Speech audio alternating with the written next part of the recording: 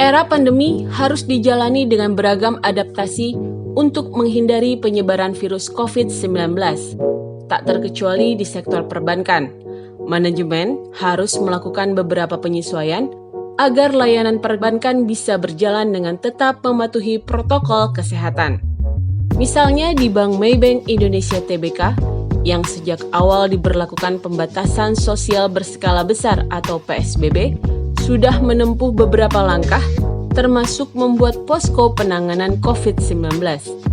Menurut Irfandi Ferizal, Direktur Human Capital PT Bank Maybank Indonesia Tbk, setiap 2 kali dalam seminggu, tim posko COVID-19 melakukan pertemuan yang dihadiri 3 direksi untuk update terkini di lapangan terkait COVID-19. Langkah awal yang dilakukan manajemen adalah mengurangi jumlah karyawan yang berkantor di kantor pusat menjadi 40%. Sisanya berkantor dari rumah. Karyawan yang harus masuk pun dibuat berbeda-beda jam kerjanya. Ada yang masuk pukul 7.30, ada juga yang mulai masuk pukul 9. Tujuannya supaya para karyawan bisa bergiliran saat istirahat, makan siang, dan juga pulang kantor. Di kantor cabang, manajemen Maybank hanya mengizinkan 30% orang yang berkantor. Sisanya berkantor dari rumah. Jumlah cabang yang beroperasi pun kami kurangi hingga 25%, jelas Irfandi. Selain menutup sebagian kantor cabang, jam operasional perbankan pun dikurangi.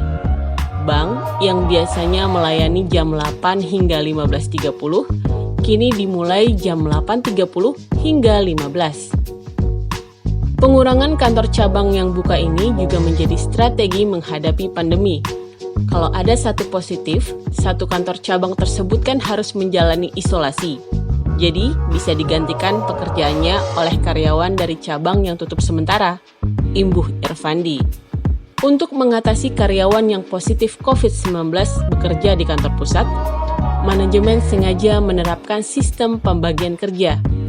Orang-orangnya dibagi supaya kalau ada yang positif di pusat, tetap bisa tangani pekerjaannya.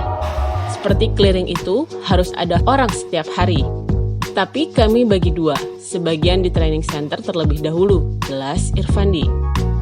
Meski para karyawan berkantor di rumah, Irfandi menegaskan karyawan tidak dibiarkan pasif selama di rumah. Agar tetap bersemangat bekerja, berbagai program belajar online yang menunjang pekerjaan, sampai kelas yoga dan zumba digelar online dengan rutin. Kami membuat program tentang sales lewat telepon dan program penunjang keahlian lainnya, ujar Irfandi. Ia pun takjub atas antusias karyawan dalam mengikuti kelas belajar online.